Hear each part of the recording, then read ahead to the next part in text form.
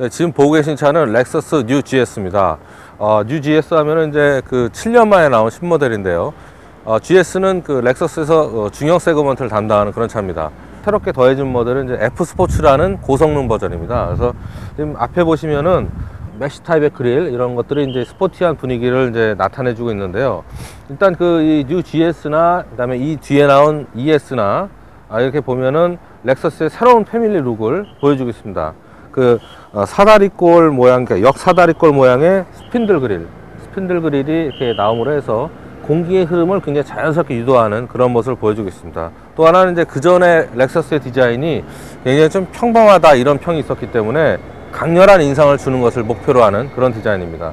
F 스포츠의 또 다른 특징 중 하나는 이제 이 범퍼 디자인이 다른 뉴 GS랑 좀 다른데요.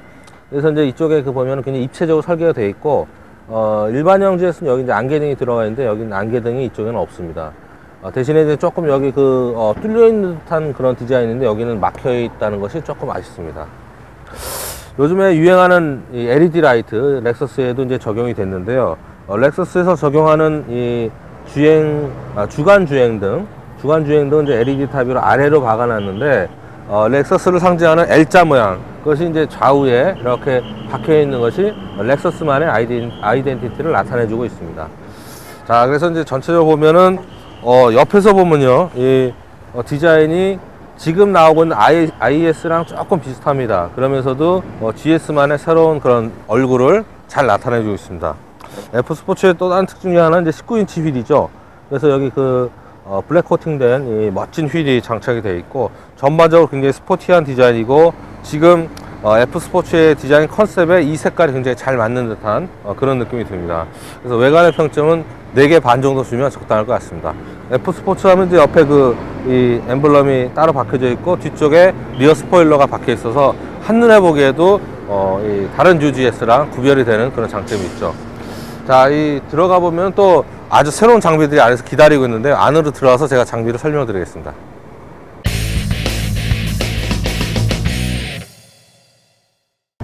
이 뉴 GS가 새롭게 진입한 시장이 국내에서 굉장히 치열한, 어떻게 보면 가장 치열한 경쟁이 펼쳐지는 그런 시장입니다.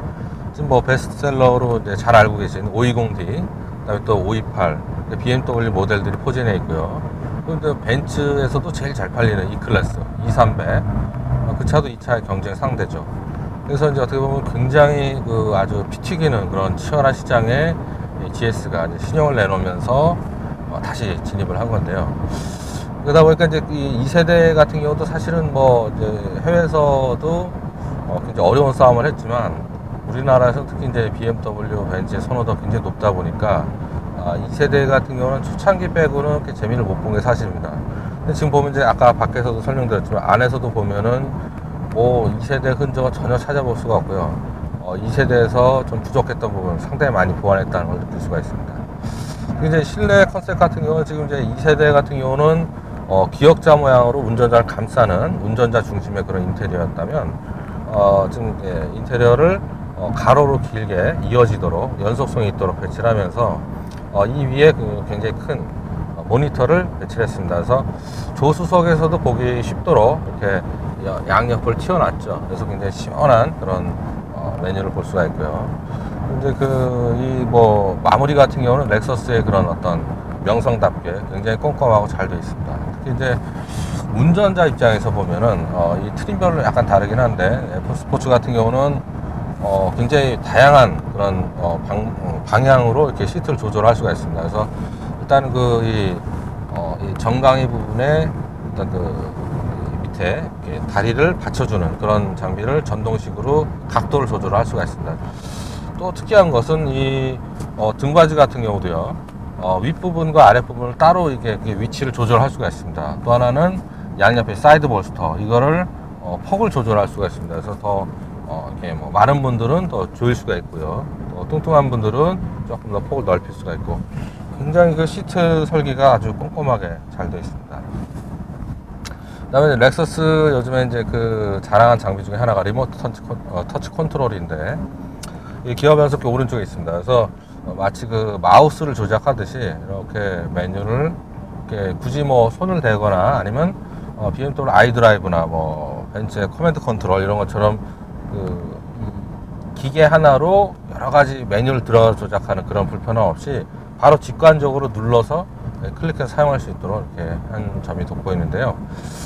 지금 보면은 이제 이 장비가 처음 도입이 RX 모델에 도입이 됐을 때는 이 마우스를 조작을 하고 그 다음에 클릭은 왼쪽에 있는 버튼으로 이렇게 하도록 되어 있었는데, 이 차 같은 경우는 지금 이 조작하는 마우스를 갖다 대고 바로 그대로 클릭을 하면은 메뉴가 작동이 되도록 이렇게 바꿔놨습니다. 좀 더 이렇게 직관적인 그런 메뉴를 해놨죠. 그래서 보면은 뭐 메뉴를 눌러볼까요? 눌러보면은 자, 이제 목적지, 뭐 미디어, 라디오, 에어컨 쭉 있는데 특이한 건 이제 에어컨 메뉴가 굉장히 이쁘게 바뀌었고요. 그래서 이 렉서스가 자랑하는 꽃가루 모드. 요즘 특히 이제 그 꽃가루 많이 날리거나 황사 많이 날리죠. 이거 작동하면은 필터에서 걸러줍니다. 이게 이제 렉서스가 자랑하는 장비인데 모르시는 분들 많고. 그 다음에 보면 또 이제 이 설정, 정보죠. 정보 쪽에서 보면은 이제 그 연비를 구간별로 볼 수가 있습니다. 그래서 자기가 본인이 어떻게 경제적 운전을 했는지를 알 수 있는 그런 모드가 있습니다. 보면은 이제 이 렉서스에서 새롭게 이제 요즘에 추가되는 장비들이 있죠. 그래서 이 드라이빙 모드 셀렉터가 있는데요.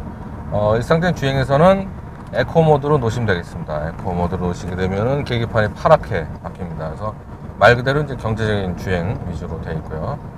그리고 이제 그 다음에 누르면 그냥 노말이 되고, 오른쪽 한번 돌리면은 스포츠 S가 있습니다. 그래서 이거는 이제 엔진과 변속기가 좀 더 스포티하게 빠르게 반응하는, 확실히 이전보다는 빠르게 반응하는 걸 알 수가 있겠죠. 그리고 여기서 한 번 더 오른쪽으로 돌려주면 스포츠 S 플러스가 됩니다. 그래서 이거는 이제 엔진 변속기 플러스 서스펜션의 그런 강도까지 더해지는, 그래서 본격적인 스포츠 주행에 대비하는 그런 시스템이 되겠습니다. 그래서 이렇게 되어 있는데, 경쟁사 장비랑 비교를 해보면은 아우디 같은 경우는 이제 엔진, 변속기, 서스펜션 이것을 각자 조절할 수 있는 인디비듀얼 모드가 있는데, 렉서스 같은 경우는 그 모드까지는 없습니다. 그러나 기존에 조금 밋밋했던 드라이빙을 이 장비 하나로 크게 보완할 수 있다는 게 달라진 점이죠. 전반적으로 뒷좌석도 굉장히 많이 넓어졌고, 앞뒤좌석 모두 운전자 또는 승객 모두 이렇게 꼼꼼하게 배려한 그런 실내가 굉장히 높게 평가할 수가 있겠습니다. 그래서 인테리어는 별 5개 만점입니다. 자, 그 다음에 이 주행 성능이 달라지는 부분 중에 또 하나인데요. 일단은 지금 3가지 모델 중에 한국에는 2가지가 먼저 들어옵니다. 그래서 2.5L가 다운사이징 된 엔진이 이제 추가가 됐고, 오늘 이제 소개해드리는 이 GS350 F 스포츠는 그냥 GS350과 똑같은 엔진입니다. 다만 이제 조금 스포츠 튜닝이 되어 있다는 거, 그것이 달라진 점이죠. 그래서 최고 출력은 같습니다. 310마력. 그래서 구형보다도 높아졌고, 이 경쟁사들의 어떤 그 모델들하고 봐도 출력에서 전혀 밀리지가 않고 뭐 최상급입니다. 그런데 이제 지금 F 스포츠 같은 경우는 좀 더 스포츠한 드라이빙을 살리기 위해서 사운드 크리에이터, 그러니까 이 흡기 시스템이 있습니다. 그래서 자, 한번 제가 간격을 벌렸다가 가속을 해볼게요. 조금 차들이 많습니다만은,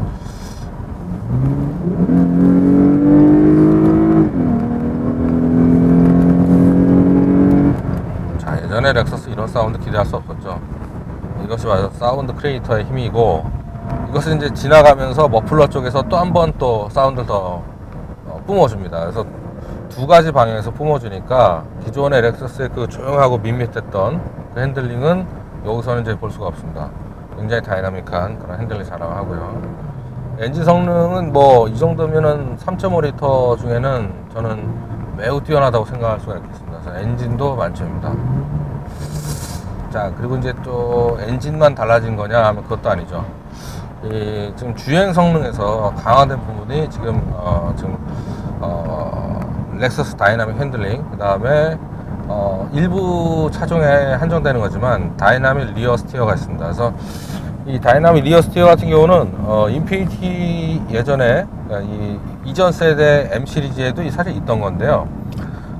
우리가 이제 회전을 할 때 뒷바퀴의 각도를 살짝 바꿔주는 그런 장비입니다. 그래서 약 한 뭐 2, 3도 정도 바꿔주는데, 고속에서는 급격한 핸들링을 할 때 앞바퀴와 같은 방향으로 확 바뀝니다. 그러니까 좀 더 차선 변경이 쉽게 되겠죠. 그리고 저속에서는 앞바퀴와 반대 방향으로 바뀌게 됩니다. 그러니까 좀 더 회전 방향을 줄여주는 그런 효과가 있습니다. 그래서 그런 장비를 채택했다는 것도 이 핸들링의 어떤 성능을 향상시키는 데 도움을 많이 줍니다.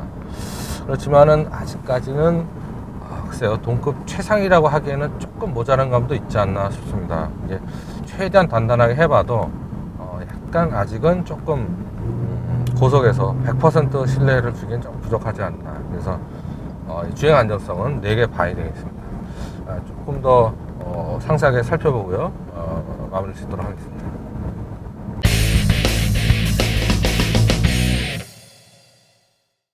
네, 자, 이 클래스에서 이제 그 차를 고르시는 분들이 중요하게 생각하시는 부분 중에 하나가 바로 또 승차감이죠. 그래서 이제 어떻게 보면 이제 뭐 대부분의 분들이 핸들링보다 승차감을 더 먼저 보시고 아주 중요하게 생각하실 텐데, 승차감 같은 경우는 지금 이제 아까 그 다이나믹한 핸들링 보여드리기 위해서 스포츠 플러스 해놨었는데, 제가 노멀 모드로 바꿔보겠습니다. 그러면 이제 서스펜션이 딱 일반적인 상태로 돌아가게 되죠. 자, 이 상태에서 지금 판단을 해보면요,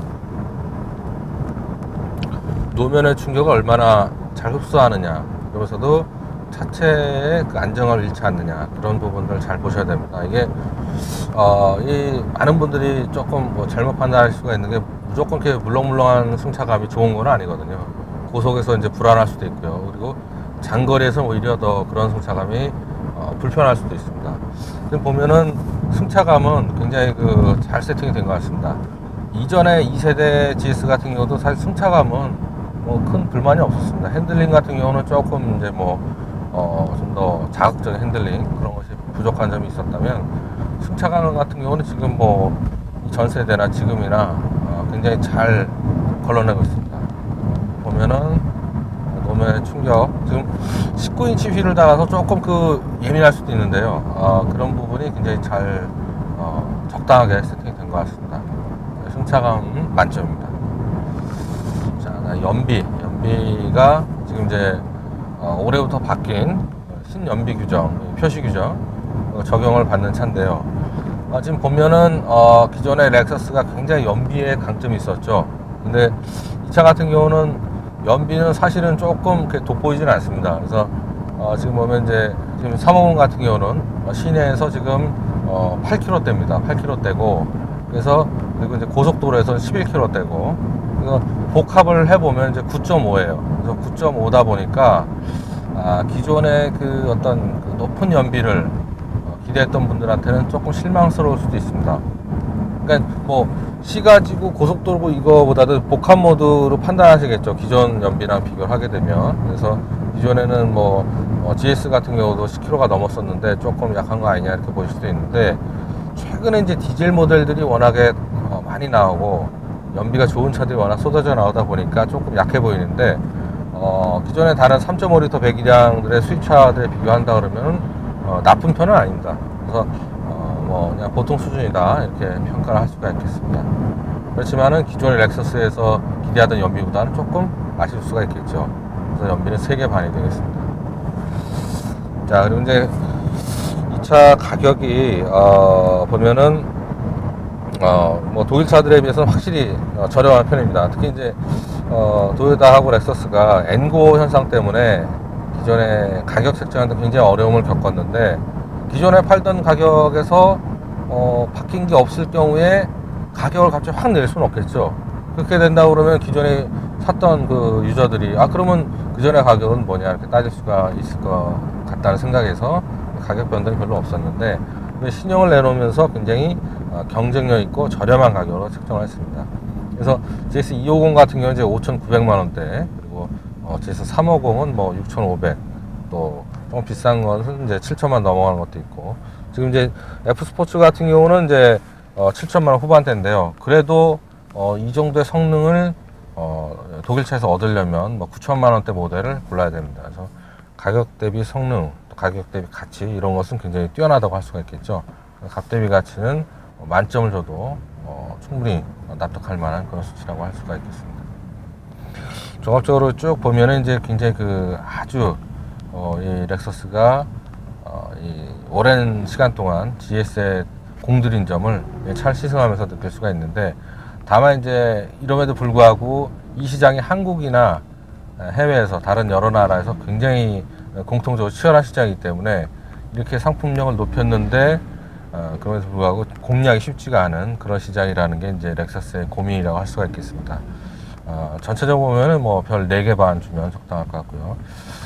제가 볼 때는 여기서 이제 450H가 한국에 추가가 되고 하면 이제 경쟁력이 좋아지겠지만, 하나 이제 렉서스에 제가 조언을 드리고 싶은 것은 하이브리드에 굉장히 애착을 갖고 이제 강조를 하고 하는데, 하이브리드에 또 단점도 있습니다. 여러 가지 뭐 설명하자면 굉장히 장황하지만, 그래서 지금 디젤 모델의 어떤 인기 이런 것을 감안을 한다 그러면 디젤 모델을 추가하는 것도 전략적으로 필요하지 않을까, 그런 생각이 듭니다. 디젤까지 더해지고 그래서 굉장히 고를 수 있는 폭이 넓어진다 그러면은, 지금 현대차 같은 경우도 가솔린, 디젤, 하이브리드 다 나뉘지 않습니까? 그러니까 뭐 i40라든지 소나타 뭐 2가지 차종에 이제 이렇게 걸쳐져 있긴 합니다만, 그러니까 소나타는 디젤이 없지만은 i40가 디젤이 있죠. 이런 식으로 보완을 하는데, 렉서스도 기존의 정책에서 약간 좀 유연하게 이렇게 다양한 전략을 펼친다 그러면 제가 볼 때 뭐 그 정도면은 뭐 동급 최고로 올라설 수 있지 않을까, 그런 생각을 해봅니다.